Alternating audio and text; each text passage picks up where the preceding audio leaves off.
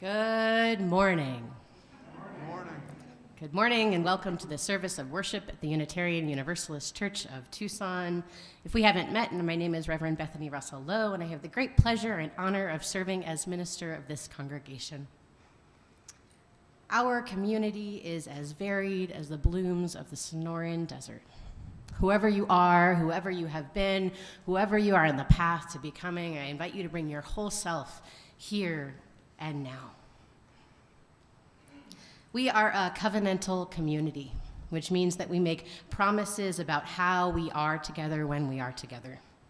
And in these times of pandemic, continuing pandemic, masking, if you're not speaking from up here, practicing some degree of social distancing, perhaps indicated by a button someone is wearing, and being vaccinated are all part of our covenant with each other. So if you are here in person with us this morning, our hope is that you stay in covenant with us and be vaccinated, or already are vaccinated. And if you're not, if you cannot be vaccinated for a medical reason, let's you and I have a conversation. And if you are unwilling to become vaccinated against COVID-19, we ask that you join us online next week.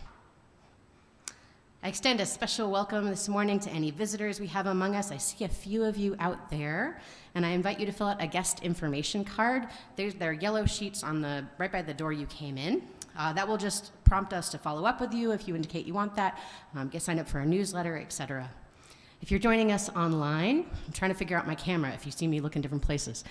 If you're joining us online, Mary Weiss, our administrator, is going to drop a link to the online guest information card in the chat right now. We will have both a virtual and an in-person social hour after the service. Mary will put the Zoom link in the chat at the end near the end of the service. And if you're here in person, you're welcome to join us actually in Goddard because it's too hot to be outside right now. People can enjoy drink and food, little snacks in there. We'll have a few tables set up outside if that would be better with your COVID risk levels. And we have a few recent deaths that I'd like to take a moment to announce, actually a number of recent deaths. Margie Smith, a beloved long-term member, died on April 22nd. Joni Concannon, who is a newer member in the choir, died on May 2nd. I just got word this morning that Jerry Wharton died on May 3rd. And Jeremy Bilby, who is the husband of a beloved member, Meg Chapman, and father of Kai Bilby Chapman, died on May 12th. So I wanted to let you all know about those deaths in our community. For the ones who are planning services, at least 3 of those folks will have services, and we will announce over email when those celebrations of life will be planned. But hold the families of Jerry and Joni and Margie and Jeremy in your thoughts and prayers, please, this week. And on a happier note, please welcome our guest musician this morning, Dr. Jose Luis Puerta. Dr. Puerta is an assistant professor of music at the University of Arizona, a colleague of Brian Moon, and specializes in classical guitar. And I've heard some samplings, and we are in for a treat this morning. Please welcome Dr. Puerta here.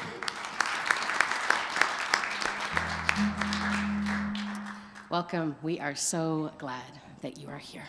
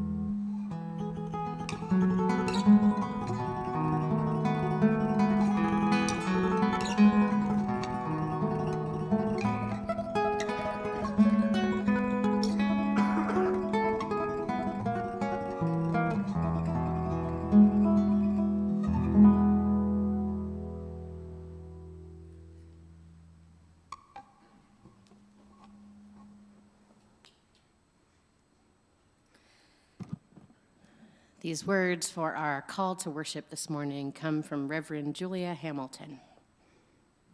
They're more somber opening words than usual. She writes, "Once again, the news of violence comes like a hot knife through our hearts. As we learn of a gunman who opened fire in a supermarket in Buffalo yesterday, targeting Black bodies, Black lives, reminding us that hate and fear are festering in our nation and that guns are shortcuts to sorrow. We hold in our hearts the 10 lives lost, the injured, the grieving families, the shattered community, and we hold in our beliefs and our bellies the fire of conviction that pours forth from our prayers. In pulpits across the nation, no more. No more, dear God, no more. We pray and we act and we organize and we console and we protest and we grieve because it is what we must do. Until justice rolls down like water and washes away the salt on a mother's cheek. Until justice comes like the healing rain that fills dry riverbeds. Until justice floods the civic plain, we water the earth with our tears. Holding this lamentation and the hope for a better way, come, let us worship together."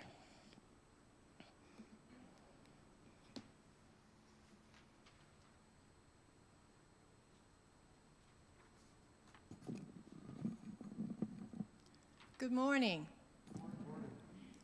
My name is Celeste Rogers, and I have the pleasure of serving as your worship associate this morning.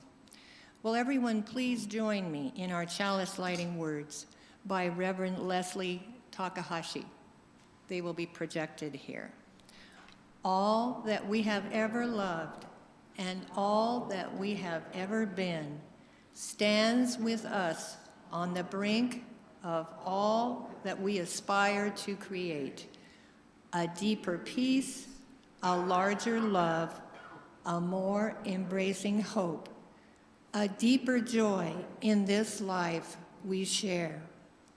Now, if you have a chalice or candle at home, please light it now as we light our chalice here in Holland.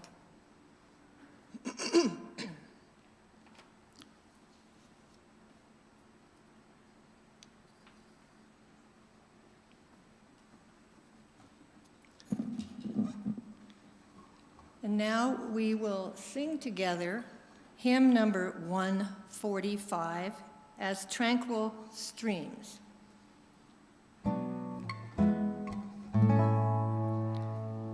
As tranquil streams that bathe and purge and flow as one to seek the sea, our kindred hearts and minds unite to build a church that shall be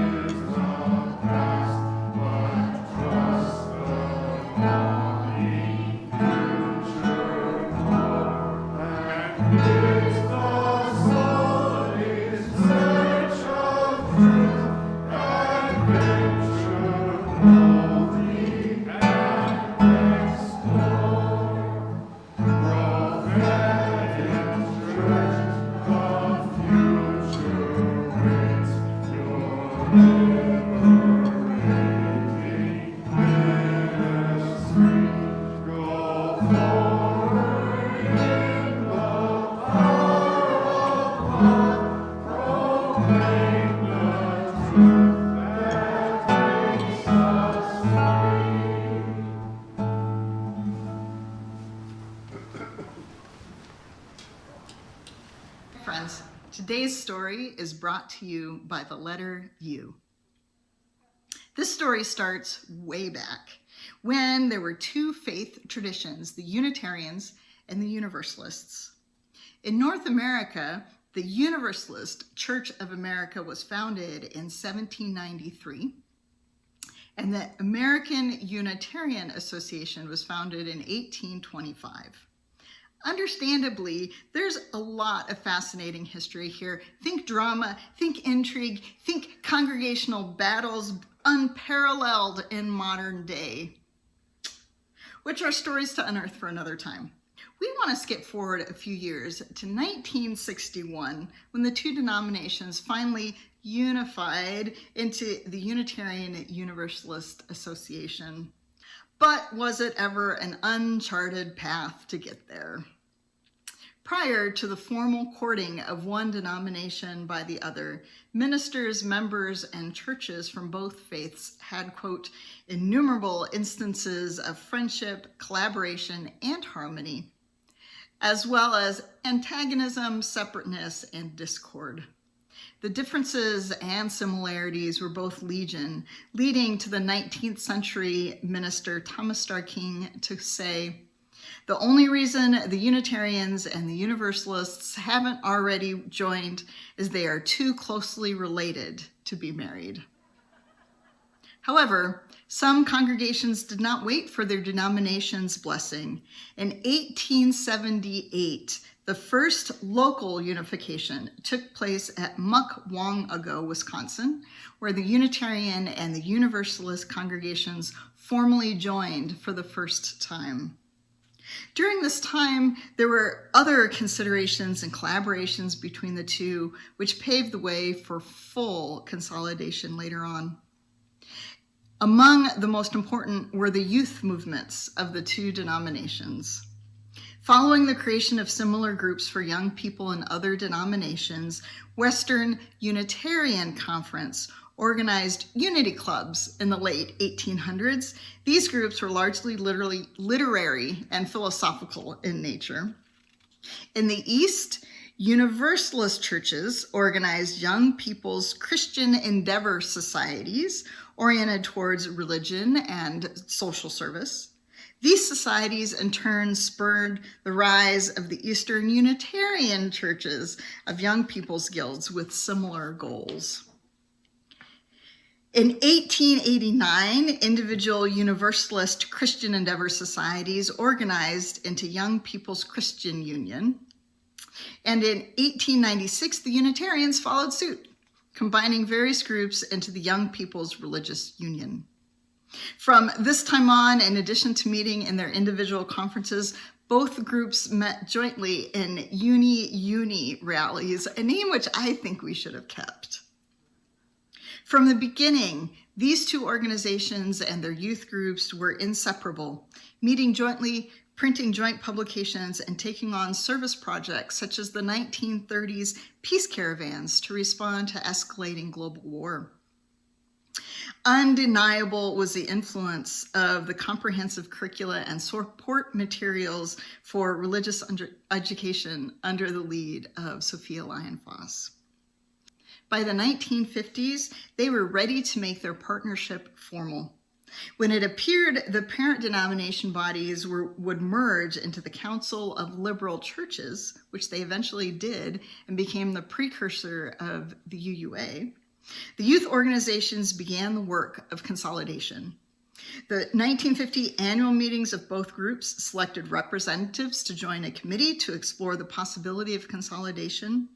And after 3 years of joint investigation and discussion, the two groups merged in 1953, becoming the Liberal Religious Youth.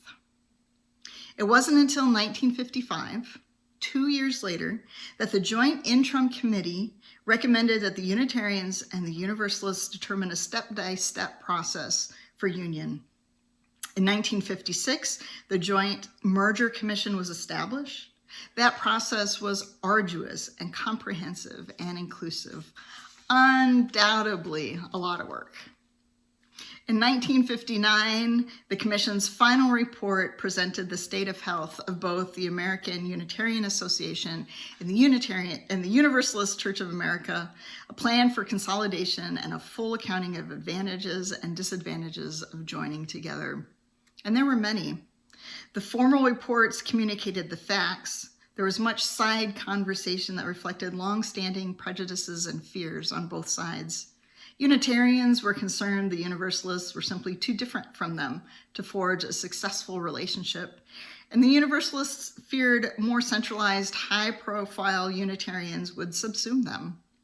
These concerns were the same ones that had slowed joining together for 100 years, yet now the time seemed right. In 1959, the final negotiations were worked out in Syracuse, New York. Over the next year, a plebiscite of congregations was called. 95% of Unitarian and Universalist congregations participated. 88% of Unitarians said yes. 79% of Universalists said yes. In 1960, the separate but side-by-side annual meetings of the AUA and the UCA voted yes to consolidation. Also in that meeting was adopted the very first bylaws and rules, which proclaimed that, quote, the name of this association shall be the Unitarian Universalist Association, and offers our principles and purposes to continue to be a, quote, living tradition. Today, our youth continue to be at the front of our movements, ushering us and our world towards the beloved community we yearn for.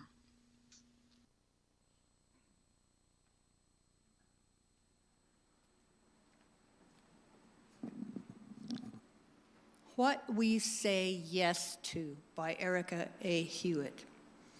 The offering that we take each Sunday isn't just a stale habit. It's an opportunity to recommit to this place and to this people. Our offering is an affirmation, a yes. When we give, we say yes to something we value. With our gifts, freely given, may we say yes to the values of our faith. May our offering help us practice Unitarian Universalism within and beyond our congregation as tools to empower our mission. Now, an offering will be collected to support the life and work of our congregation. If you are joining us on live stream, you can send a check to the office. You can give online at uuctucson.org/donate or text 833-361-5796. If you are here in person, the offering baskets are by the patio doors. If you would like to put your offering there, either now or on the way out. Thank you.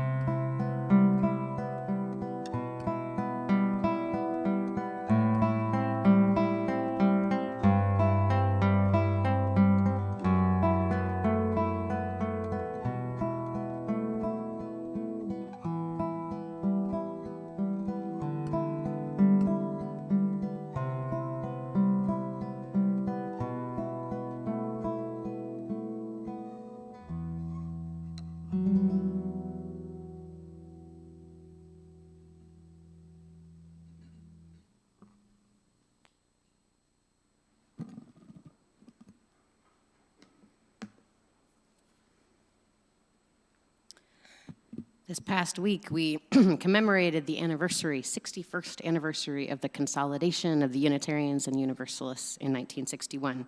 So if you don't come to church for a history lesson, I'm sorry, this might not be your morning, but there's some things to glean for today from this history, so buckle in if history is not your thing. If you come to church for history lessons, this is your Sunday. As Jamili mentioned, for a number of decades pre-consolidation, these two denominations had flirted with the idea of joining forces. And as Jamili noted, the youth were the ones who merged first. Universalism was a 19th century religious movement that distinguished itself from many mainline denominations with the belief that everyone, every single person, maybe even every being, was worthy of God's love.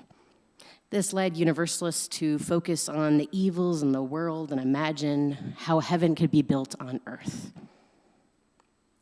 Unitarianism emerged out of this long and winding untangling of Calvinist doctrine from testaments of faith. The Unitarian idea that God was one, Unitarian, rather than three, Trinitarian, opened up a belief of freedom of belief, a freedom of interpretation of the Bible that became a hallmark of Unitarianism. But by 1961, when this consolidation happened, humanists, people who believed the work of the world was done by human hands, had begun to mingle in the pews where many theists and Unitarian congregations were. And there were some humanist and Universalist congregations too. In 1959, in Syracuse, when the Unitarians and Universalists were closer to consolidation than they ever had been before, one particular topic became quite fraught. As those Unitarian and Universalists met in Syracuse, New York, they nearly lost the impulse to merge or consolidate over one thing: the inclusion of the word Christianity in Article 2 of their bylaws. Remember Article 2, it will come up again later in the service. Why this reaction to Christianity? Well, at the time, Unitarians were becoming more and more humanistic in their inspiration, to be inspired by many different religions, although Universalists were too. But while many Universalists at the time were open to freedom of belief, they were mostly held together by some importance of Christianity in their spiritual lives, some binding that Christian theology had for them. The merger was saved when it was determined that they could add the following to Article 2 in place of Christianity. Quote, the universal truths taught by the great prophets and teachers of humanity in every age and tradition. As Jamili mentioned, the Unitarian Universalist Association was formally consolidated 2 years later, May 12th, 1961. And on that day, that hymn we sang earlier was sung. And you can hear the history that we just told unfolding in the lyrics. Listen this time. As tranquil streams that meet and merge and flow as one to seek the sea, our kindred hearts and minds unite to build a church that shall be free. Free from the bond that binds the mind to narrow thought and lifeless creed. Free from a social code that fails to serve the cause of human need. A freedom that reveres the past but trusts the dawning future more and bids the soul in search of truth adventure boldly and explore. Prophetic church, the future waits your liberating ministry. Go forward in the power of love, proclaim the truth that makes us free. And here we are, over 60 years later, living out our ancestors' dreams. We are that dawning future the hymn mentions. We are the results of 60 years of adventuring boldly and exploring. We are here to proclaim the truth that will make Unitarian Universalism, our world, more free. We began to further live out the future of our denomination in the 1980s. And at that time, just about 20 years into consolidation of our association, where many congregations had even changed their name to include both Unitarian and Universalist in their names, we were a young faith, grasping for a purpose. And so there was a process to amend that Article 2 of the bylaws. the UUA bylaws, the place where the word Christianity had been left out and included with different words. And that process in 1985, the vote eventually led to in 1985, to include the 7 principles and then the 5 sources of Unitarian Universalism. The 6th source of Unitarian Universalism, which names pagan and earth-based traditions, was added a number of years later. And last year, this congregation voted to include the 8th principle in what we affirm here. Now, there have been small changes, these principles and sources over time. I won't name all of them, but there have been small changes. No great overhaul since 1985. But our ancestors in 1985 had told us that it would be wise to revise these principles and sources every 15 years. It's been a little longer than 15 years since 1985, 37 in fact, for those of you who haven't gotten to the math yet. For 37 years, we have been clinging to these principles and sources. And so my questions, which we'll explore more later, are, in that clinging, are we living out our ancestors' call? What has been breathed into Unitarian Universalism the past 37 years that is now missing from Article 2, our principles and sources? More later.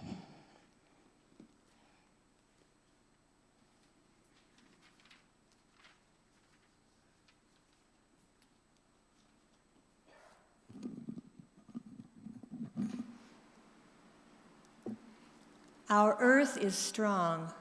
It can hold our pain and our joy, our love and our anger. Our shared bowl, which we use for joys and concerns each week, is strong enough to hold the big rocks, our collective celebrations and mournings, and also the smaller stones that will be added to signify our individual joys and sorrows. My heart has been full this week with news of the loss of several of our members of this church, and also about the senseless gun violence in Buffalo, New York, that has taken the lives of 10 innocent people. For myself, I was inspired and joyful to participate yesterday in the Women's March in downtown Tucson, and to join with hundreds of thousands of people around this country to protest the pending decision that might overturn Roe v. Wade. I was proud to be with hundreds, perhaps thousands of people, gay, straight, women, men, black, white, trans, young and old, gathering together to support women's reproductive rights. We who live in the desert know that water is a life-sustaining and scarce resource. Let's remember those who are walking in our desert right now without access to water. We pour water from a plastic jug similar to the ones used by those seeking to assure greater access to water in the desert, like our ministry partner, No More Deaths. If you have a joy or sorrow to share, I invite you to go to menti.com and put in the code that you see before you, 2013-3390.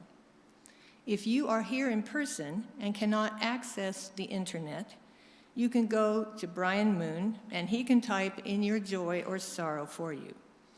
If you are here in person, you are also welcome to come up to the table and put a stone into the water to symbolize your joy or sorrow.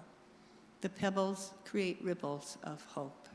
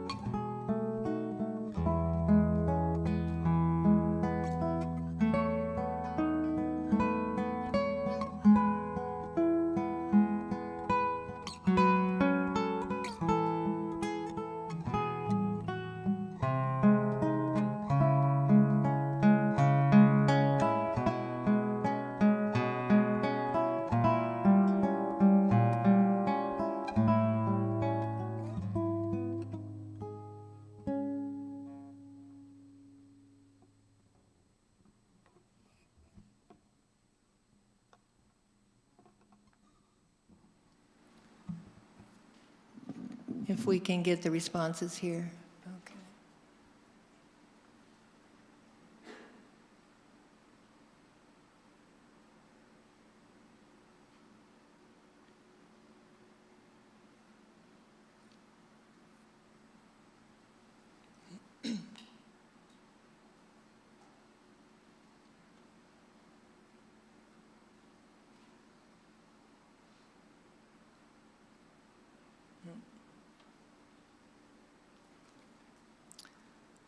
Someone wrote, feeling the loss of members a lot today. Celebrating these young people who are graduating from college and facing challenging futures with optimism. It's time to stop focusing on differences and remember we are all one human race. Yes.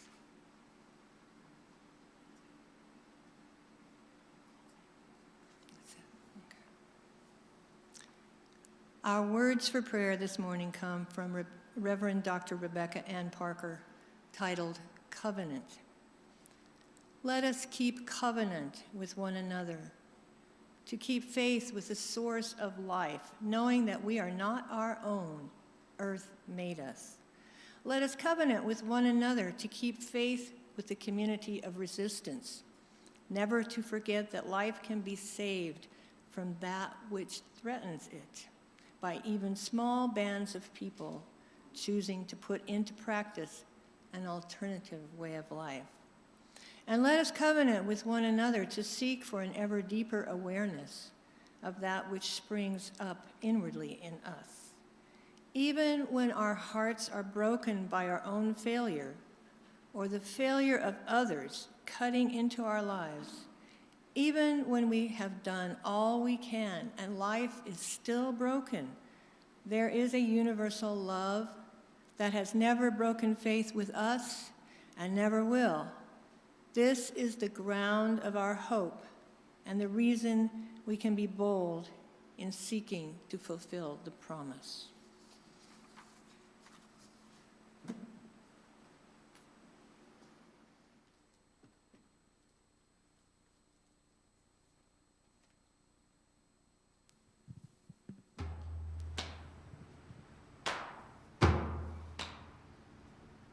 We rise,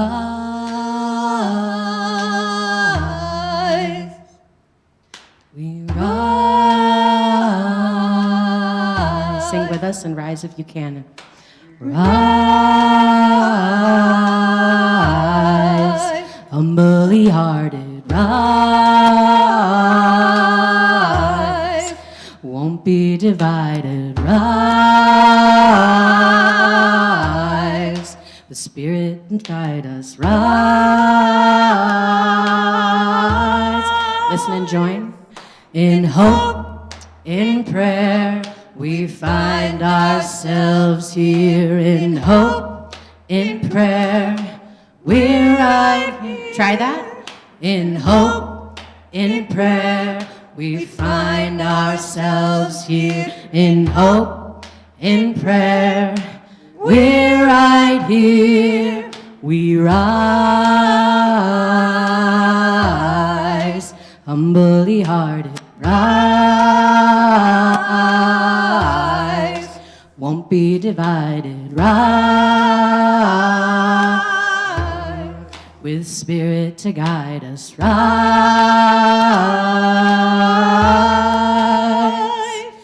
in hope, in prayer, we find ourselves here. In hope, in prayer, we're right here. In hope, in prayer, we find ourselves here. In hope, in prayer, we're right here.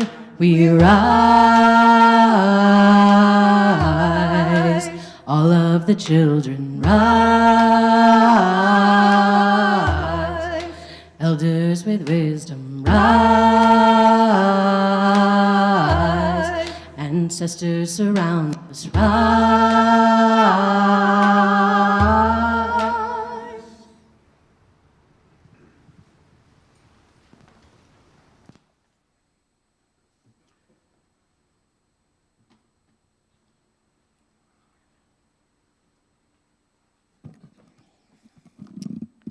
Our reading this morning is We Are Worthy by Alandria Williams. E wrote, "We are worthy, not because of what we produce, but because of who we are. You are divine bodies of light and darkness. You are not worthy because of what you offer, not because of what is in your mind, not for the support you give others, not for what you give at all. We are worthy and are whole just because." In this great terming, in this great pandemic, in this radical readjustment and realignment, we are not disposable. We are needed. We are the very people that have withstood everything that has been thrown at us, a people, and as Maya Angelou would say, still I rise. We arise from the pain. We rise from the grief. We arise from the limits people placed on us and the limits we place on ourselves. We rise to be the children and the ancestors. We rise to be our true selves.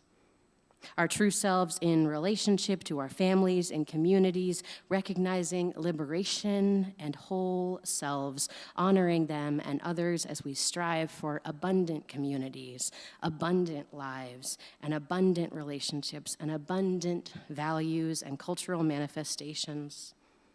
We are worthiness personified.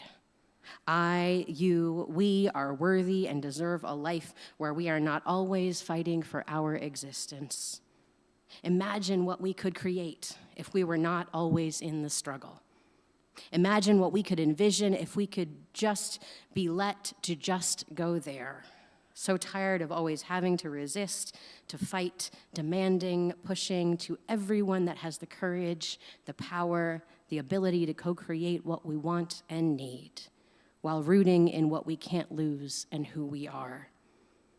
You are the visionary. You are the hope. You are our ancestors' dreams. No, you might not ever end up on some list somewhere, but you are on a list in someone's heart and mind.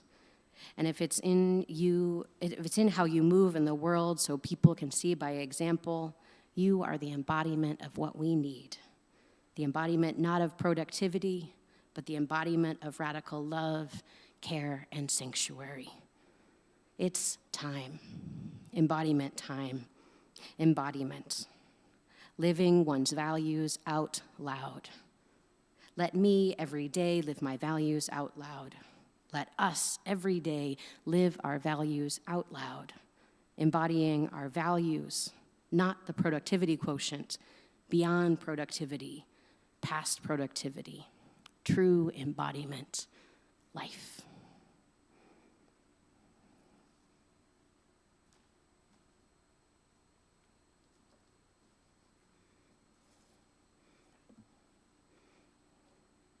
We heard these phrases this morning.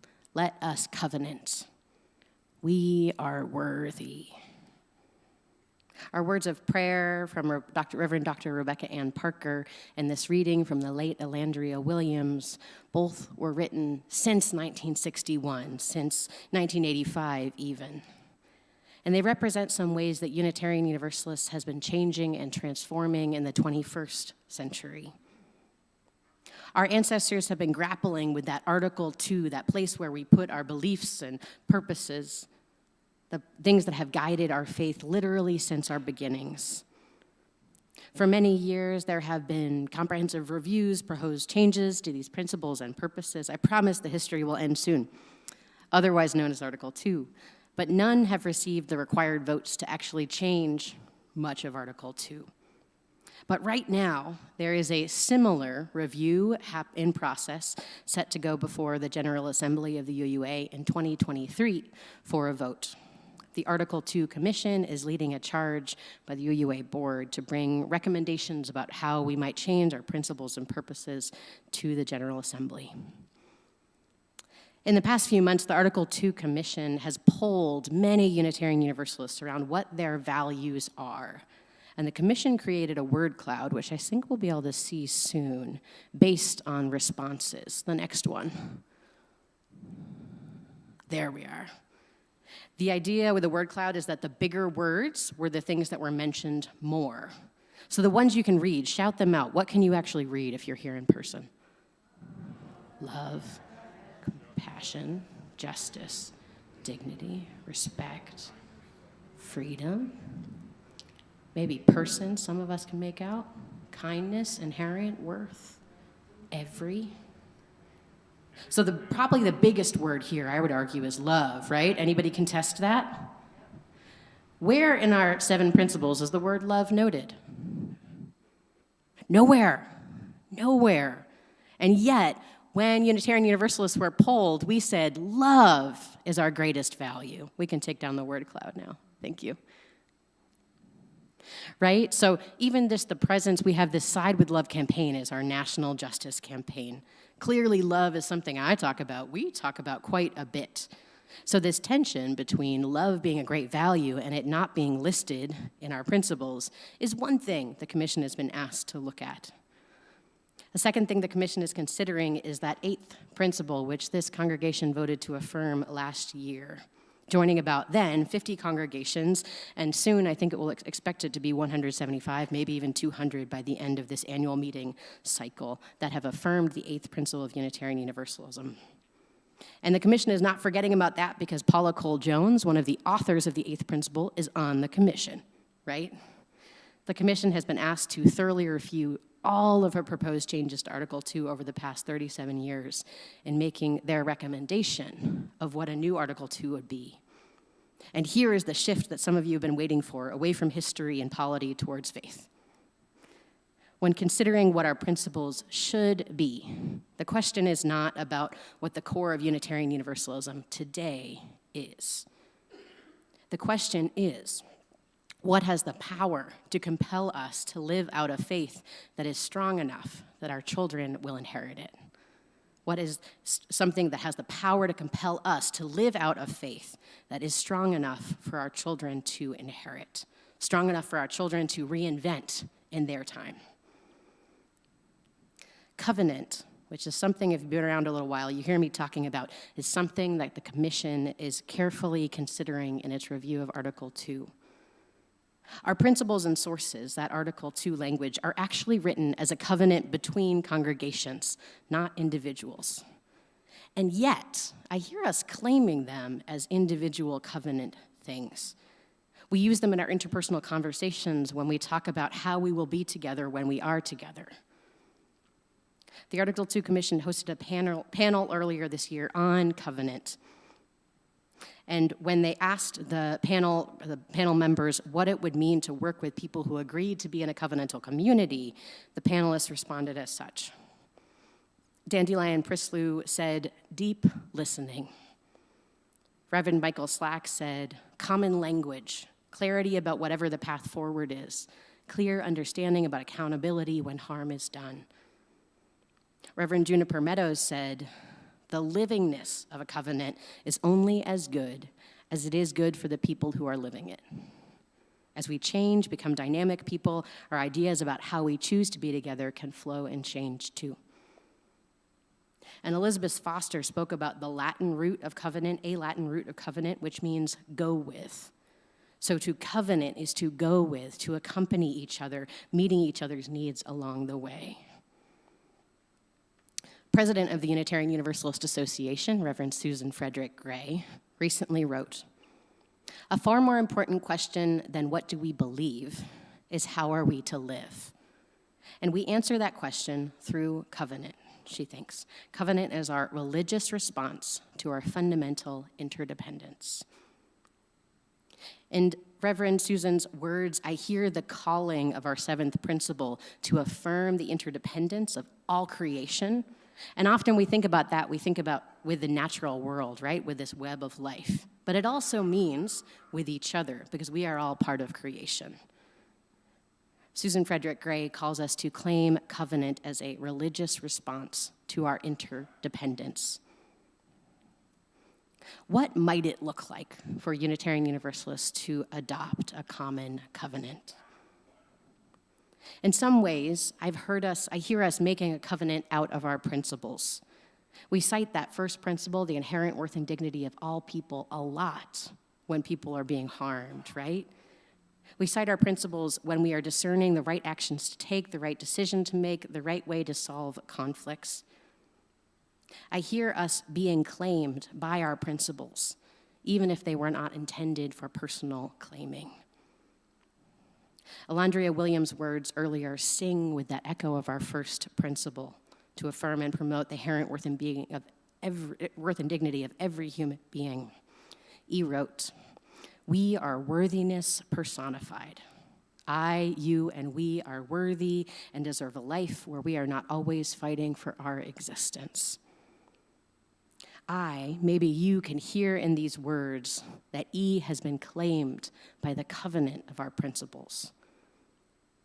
If the first principle, that inherent worth and dignity of every person, is not just something we agree on, but is also intended to be something we act upon, then that changes quite a bit. That means that we need to act as if everyone has inherent worth and dignity, yourself included. And that calls us to a level of relationship that goes beyond affirmation, moves us towards beloved community. The shift towards covenant, I think, has the power to help us embody our faith. It could help us live out our faith in the world. And because our children model our actions after what we do, living our covenant could help us pass our faith on to them. Know that more feedback, more proposals on Article 2 will be heading down the line. And when they come, I hope you will consider what will compel you to live out your faith, what will challenge you to change and grow, what will help us create a faith that our children can reinvent in their time. Because more than ever, our world needs people of faith who are willing to treat people, all people, as if they have inherent worth and dignity. More than ever, our world needs people with privilege to do the work of anti-racism and anti-oppression. More than ever, our world needs people who are committed to fixing their relationships and staying committed to their values at the same time. This is what it could mean to covenant as Unitarian Universalists for ourselves and for our future. May we make it so. And I'll save the next history lesson for a not-so-hot day when we have AC.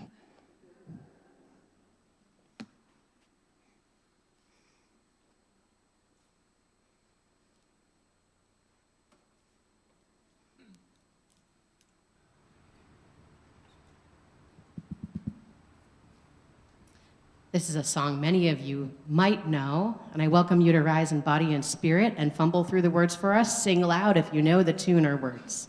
We Shall Be Known, written by Ma Muse.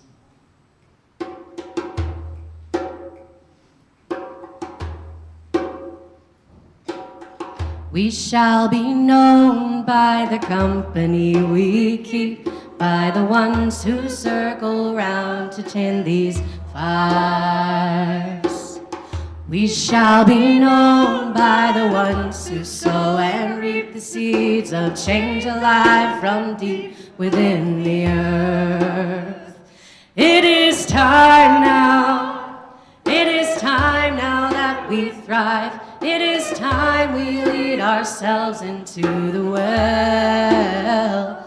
It is time now, and what a time to be alive. In this great turning we shall learn to lead in love. In this great turning we shall learn to lead in love. Let's sing again.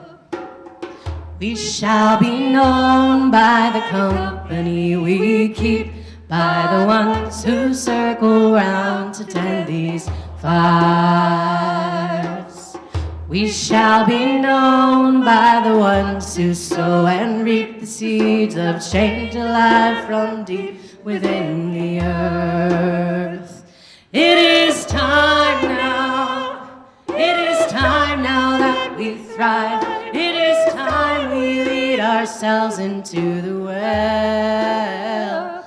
It is time now, and what a time to be alive. In this great turning we shall learn to lead in love. In this great turning, we shall learn to lead in love. We shall be known by the company we keep and the seeds we plant, the values we live and the history we continue. We are those tranquil streams. You can see it if you want to. It is hot. We are those tranquil streams meeting and merging now, today, in this time, flowing towards the sea, which is more loving, more just than we could ever imagine. Go in peace, friends, with love and justice on your hearts always.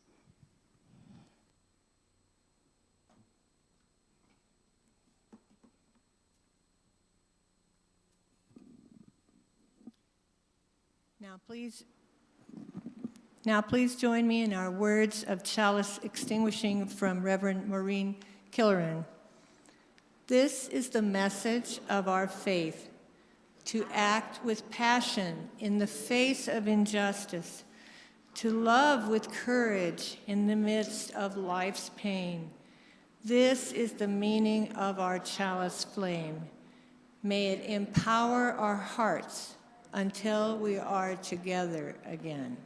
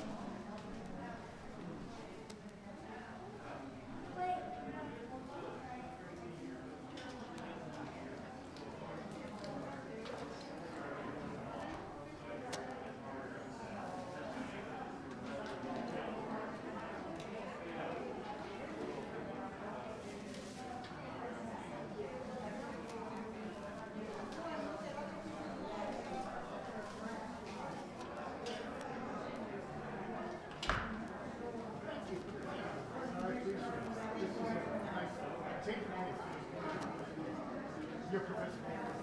Yes. Okay. Oh, good.